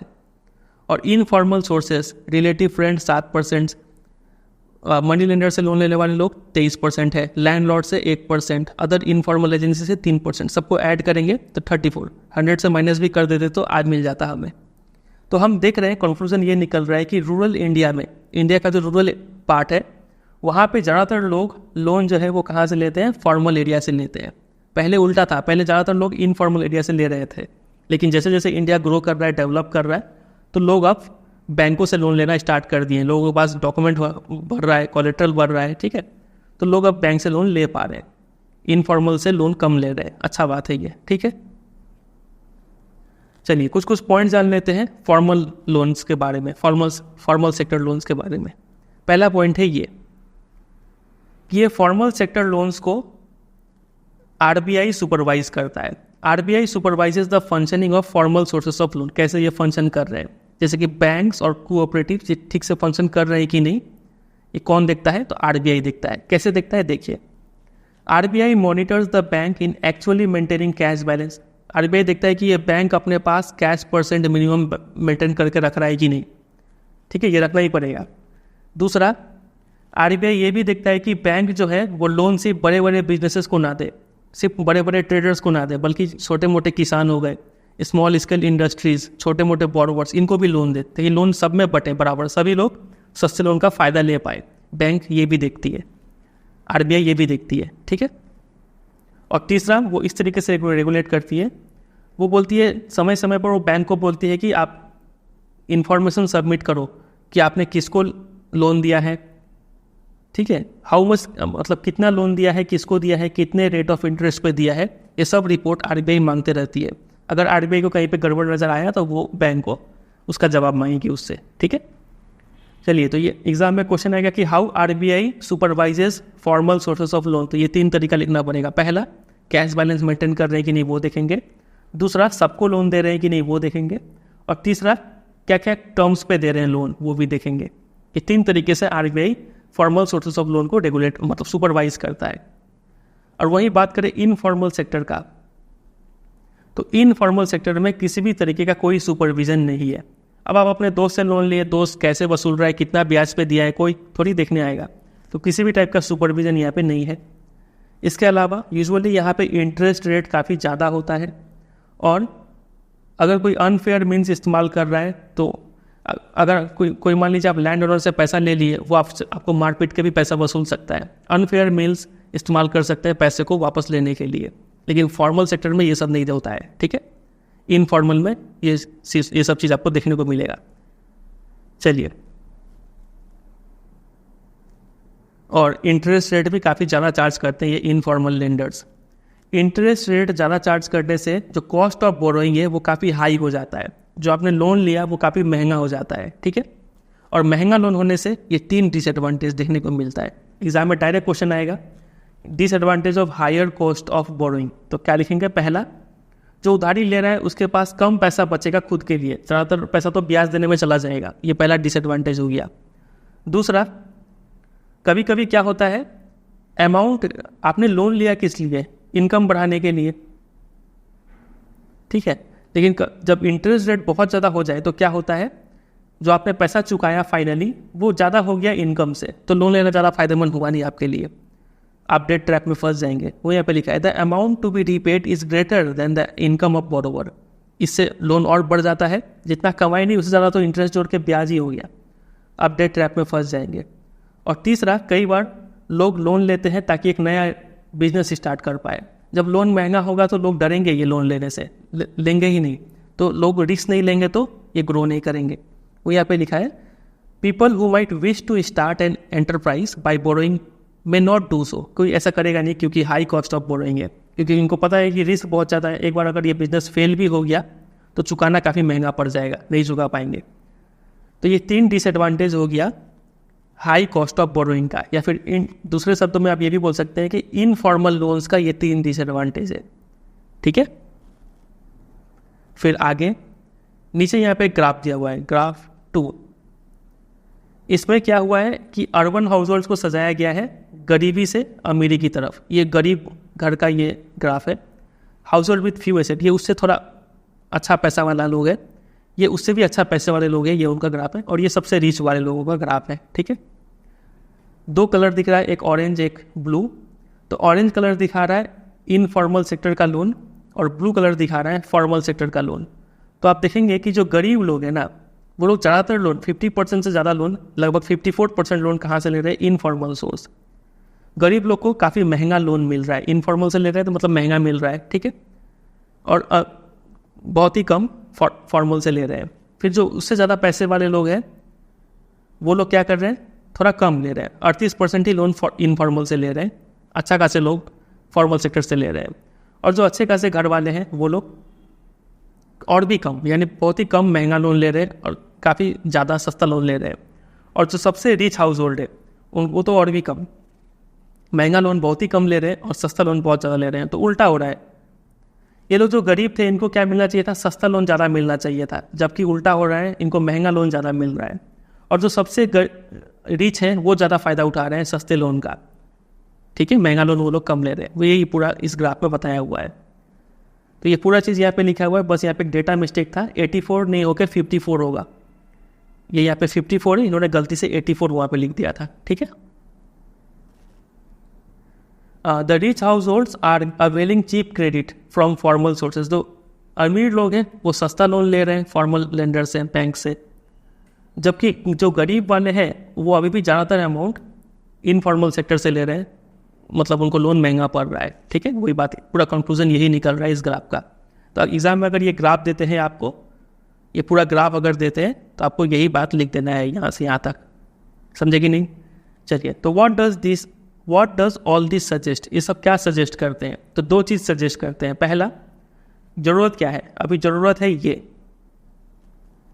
अभी ज़रूरत है कि जो फॉर्मल सोर्सेज है, बैंक्स और कोऑपरेटिव, वो अपना लेंडिंग को बढ़ाए, ठीक है, वो ज़्यादातर लोन दे, इनफॉर्मल लोन्स कम जाए, ठीक है, ये बढ़े, हम ये चाहते हैं। और ये ऐसा नहीं बढ़े कि सिर्फ अमीर लोग को ही अपना सस्ता लोन बांटे, ये अपना लोन जो है सबको बांटे, ठीक है। वो यहाँ पे लिखा है कि while formal sector loans need to expand, इसका बढ़ना तो ज़रूरी है, और ये भी ज़रूरी है कि एवरीवन रिसीव दिस लोन्स, ऐसा नहीं कि सिर्फ अमीर लोग को ही ये सस्ता लोन मिले, सबको मिले। तो दो सजेशन यही निकल के आता है, ठीक है। तो हाई चांसेस है इस ग्राफ के ऊपर क्वेश्चन आने का। तो पहले तो ये ग्राफ क्या इंडिकेट कर रहा है वो हमने देखा, और इसका दो सजेशन आप क्या देंगे इसके बेसिस पे। तो ये दो सजेशन ये होगा कि फॉर्मल सेक्टर लोन बढ़ना चाहिए प्लस सब में डिस्ट्रीब्यूट होना चाहिए, यही दो सजेशन यहाँ पे लिखा हुआ है। समझ गए यहाँ तक? चलिए, एग्जाम में ये क्वेश्चन आता है कि what are the differences between formal and informal sources of credit. Very very very important question. तो ये डिफरेंस हम लिख रखे हैं, वो देख लेते हैं।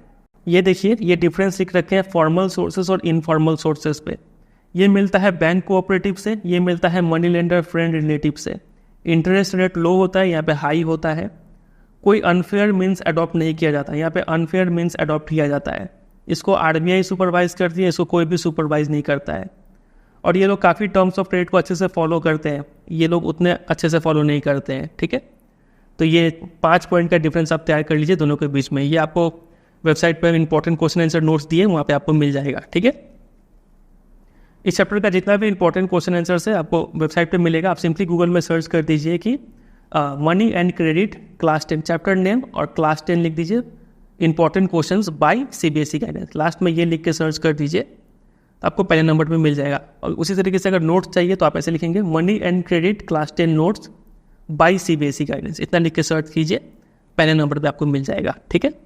अब आइए लास्ट टॉपिक पे, जो कि है self help groups for the poor. ये भी बहुत इंपॉर्टेंट है, कई बार इससे क्वेश्चन बन चुका है। देखिए, ये है क्या, सेल्फ हेल्प ग्रुप होता क्या है? उससे पहले आप ये समझिए, लास्ट सेक्शन में हमने देखा था कि जो गरीब लोग हैं ना, जो पुअर लोग हैं, वो लोग इनफॉर्मल सोर्सेज से ज़्यादा लोन लेते हैं, मतलब महंगा लोन ज़्यादा ले रहे हैं। तो ऐसा क्यों? ये क्यों सस्ते लोन नहीं ले रहे हैं, फॉर्मल सेक्टर से लोन नहीं ले रहे हैं? तो पहला रीज़न हो गया ये कि बैंक्स तो हर जगह पे नहीं है रूरल इंडिया में। चूँकि बैंक्स नहीं है इसलिए ये पुअर इनफॉर्मल सोर्सेज से लोन लेते हैं, ये पहला रीज़न हो गया।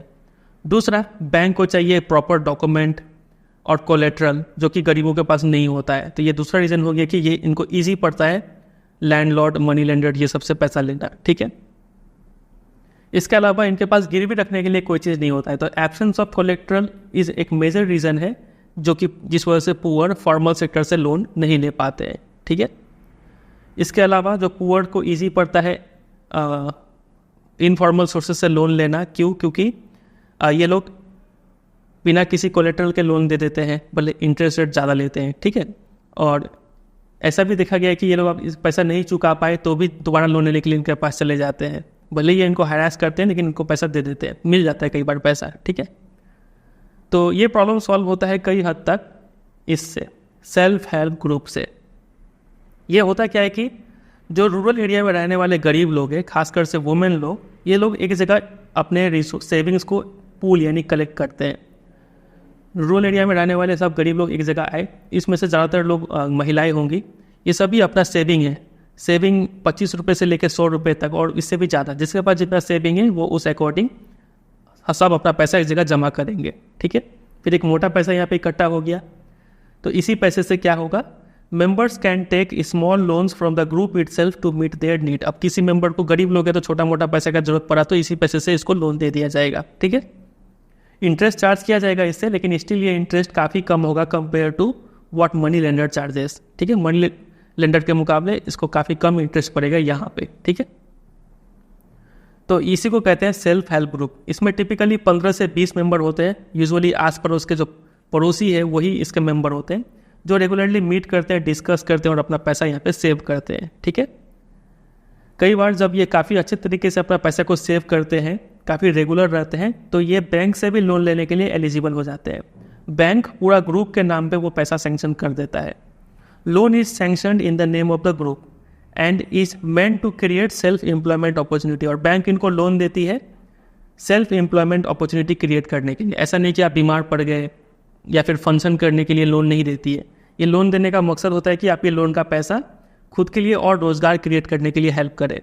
मतलब जैसे कि आप इस पैसे से आपका कोई कहीं ज़मीन अगर फंसा पड़ा है उसको निकाल सकते हैं पैसा चुका के, या फिर आप इस लोन के पैसे से कुछ रॉ मटेरियल खरीद लीजिए जिससे आप और पैसा कमाएं, वैसा काम कीजिए। जैसे कि आप हाउसिंग मटेरियल खरीदिए, कुछ एसेट खरीदिए, सिलाई मशीन, हैंडलूम, कैटल, ये सब खरीदिए जिससे कि आगे चल के आपका इनकम का सोर्स बन जाए। ये सब चीज़ों के लिए मेनली यहाँ पे बैंक लोन देती है सेल्फ हेल्प ग्रुप को। ठीक है, यहाँ तक समझे? चलिए, फिर अगला इसका फीचर ये है कि ज़्यादातर डिसीजंस हो गए, जैसे कि कौन कितना सेव करेगा, लोन किसको दिया जाएगा, कितना इंटरेस्ट रेट पे दिया जाएगा, ये सभी ग्रुप मेंबर्स आपस में मिलकर ये सब डिसाइड करते हैं। ठीक है, फिर वो लोन किस पर्पस के लिए दिया जा रहा है, कितना दिया जा रहा है, इंटरेस्ट कितना होगा, ये सभी ग्रुप मेंबर मिलकर डिसाइड करते हैं। फिर जब बैंक से लोग लोन लेते हैं ना, बैंक अगर कोई सेल्फ हेल्प ग्रुप को लोन दे रहा है, अब सेल्फ हेल्प ग्रुप तो एक इंसान तो है नहीं, 15 से 20 मेंबर यूजुअली होते हैं इसमें, तो क्या होता है, group as a whole is responsible for the repayment of loan. अगर बैंक लोन दिया है सेल्फ हेल्प ग्रुप को तो ये पूरा 15 से 20 जितने भी मेंबर हैं वो पूरा लोग लायबल है इस लोन को चुकाने के लिए। भले ये पैसा किसी एक इंसान को मिला हो लेकिन सब लोग लायबल होते हैं चुकाने के लिए। ठीक है, अगर कोई इंसान ये लोन नहीं चुका पाता है, टाइम पे लोन को पेमेंट नहीं कर रहा है, तो ये ग्रुप इस मैटर को सीरियसली फॉलो अप करता है और देखता है कि क्या प्रॉब्लम आ रहा है, कैसे इसका जुगाड़ किया जाए। ठीक है, इसीलिए बैंक को भी ज़्यादा टेंशन नहीं होता है। बैंक का मेन मकसद क्या है कि जो भी वो पैसा किसी को दे रहा है उसको वो पैसा वापस मिल जाए। ठीक है, अगर ये इंश्योर है तो बैंक किसी को भी लोन दे देगा। तो सेल्फ हेल्प ग्रुप जो कि इतना सीरियसली काम करती है तो बैंक्स काफ़ी विलिंग होते हैं इस पुअर वुमेन को यानी SHG को लोन देने के लिए। भले ही इनके पास कोई कोलेट्रल ना हो तो भी बैंक्स इनको लोन दे देती है। ठीक है, क्योंकि वो इतना अच्छे तरीके से काम करते हैं। तो सेल्फ हेल्प ग्रुप का कुछ एडवांटेज यहाँ पे फिर से समराइज किया हुआ है। पहला, it overcomes the problem of lack of collateral. Collateral नहीं है तब भी आपको लोन मिल जाएगा, ये पहला एडवांटेज हो गया। दूसरा, आपको टाइमली लोन मिलता है। तीसरा, लोन मिलता है at a reasonable interest rate, काफ़ी ठीक ठाक होता है, इंटरेस्ट रेट कम होता है मतलब। ठीक है, चौथा एडवांटेज है कि इससे वुमेन को फाइनेंशियली सेल्फ रिलायंट होने में हेल्प मिलता है। पांचवा एडवांटेज आप ये बोल सकते हैं कि वुमेन जो आती है आपस में डिस्कस करने के लिए पैसों के मामले में, ठीक है, तो पैसों के साथ साथ वो कई सारे और भी सोशल इश्यूज़ को डिस्कस करते हैं, जैसे कि हेल्थ हो गया, गांव में समाज में हेल्थ है, साफ पानी आ रहा है कि नहीं, डॉक्टर आ रहे हैं कि नहीं, न्यूट्रिशन कैसा है, डोमेस्टिक वायलेंस घर में किसका कैसा है, ये सब सोशल टॉपिक्स पे लोग आपस में डिस्कस करते हैं और इससे काफ़ी मतलब अच्छा होता है, भला होता है इन सभी का। तो ये कितने एडवांटेज हो गए, 1 2 3 4 5 एडवांटेज आप याद रखिएगा SHG का, डायरेक्ट एग्जाम में आता है। ठीक है, इसका फीचर्स क्या क्या होता है, कितने मेंबर होते हैं, कितना सेविंग करते हैं, कैसे बैंक से लोन लेते हैं, लोन का पर्पस क्या होता है, ये सब। ठीक है, इतना चीज़ तैयार कर लीजिए SHG के बारे में, और कुछ नहीं चाहिए। दो ही चीज़ है, एक हो गया फीचर्स, दूसरा एडवांटेज, बस। ये सब चीज़ नोट्स में प्रोवाइड कर दिया अच्छे तरीके से जिसको आप याद कर सकते हैं। यहाँ पे तो बहुत रैंडमली हैपाजेट तरीके से लिखा हुआ है ना नोट्स और क्वेश्चन आंसर में, इसको सिंपल तरीके से लिख के दे दिए हैं। ठीक है, चलिए इसी के साथ ये पूरा चैप्टर एंड होता है। लास्ट में यहाँ पे ग्रामीण बैंक ऑफ बांग्लादेश के बारे में कुछ लिखा हुआ है। इसमें वही बताया गया है कि कैसे गरीबों को लोन देके इनका कैसे भला किया जा सकता है। गरीबों को लोन दिया गया, ये बिगेस्ट सक्सेस स्टोरी है जिसमें लोग ये लोन का यूज़ करके और भी इनकम जनरेटिंग एक्टिविटी की, कोई सिलाई मशीन खरीद लिया, कोई कैटल खरीद लिया और उससे इनकम जनरेट करने लग गए। ठीक है, और यहाँ पे तो समरी है और कुछ है नहीं। यहाँ से जो भी इंपॉर्टेंट क्वेश्चन है वो सब वेबसाइट में दे दिए हैं। फिलहाल आप ये फिल इन द ब्लैंक्स कर सकते हैं। ये बताइए क्या होगा इसका answer. Majority of credit needs of the dash household are met in from informal source. Informal source कौन ज़्यादा लोन लेते हैं, तो पुअर हाउस होल्ड्स। ठीक है, dash cost of borrowing increase the debt burden, तो हाई कॉस्ट ऑफ बोरोइंग से debt burden बढ़ता है, high. Dash issues currency note on behalf of central government, तो RBI। Bank charges a higher interest rate on loans than what they offer on deposits. ठीक है, demand deposits. Dash is an asset that borrower owns and uses as guarantee, तो collateral. समझ गए, इसका answer दीजिए 13 का 1। SHG में ज़्यादातर डिसीजंस कौन लेता है सेविंग्स और लोन के बारे में, तो सभी मेंबर्स मिलकर लेते हैं। Formal sources of credit does not include, कौन सा नहीं आता है फॉर्मल में, तो एम्प्लॉयड नहीं आते हैं, बैंक और कोऑपरेटिव तो आते हैं। तो यही सब कुछ हो गया। और भी इंपॉर्टेंट एमसीक्यू सब वेबसाइट पे दे दिए, ठीक है। कैसे मिलेगा वही बता दिए। ये पूरा पीडीएफ जो भी अंडरलाइन कर रखे हैं, जो भी लिख रखे हैं, इसको भी डाउनलोड करने के लिए वेबसाइट पे दे दिए, वहाँ पर जाके आप डाउनलोड कर सकते हैं, ठीक है। चलिए, उम्मीद करते हैं आपको ये वीडियो अच्छा लगा होगा, काफ़ी चीज़ सीखने को मिला होगा और पसंद आया होगा, ठीक है। वीडियो अच्छा लगा तो 3 काम कर दीजिए, वीडियो को लाइक, दोस्तों के साथ शेयर, और अगर आप चैनल पर नए हैं तो इसको सब्सक्राइब भी कर लीजिए। चलिए एंड करते हैं, मिलते हैं बहुत जल्द किसी और वीडियो में। तब तक के लिए bye bye and take care.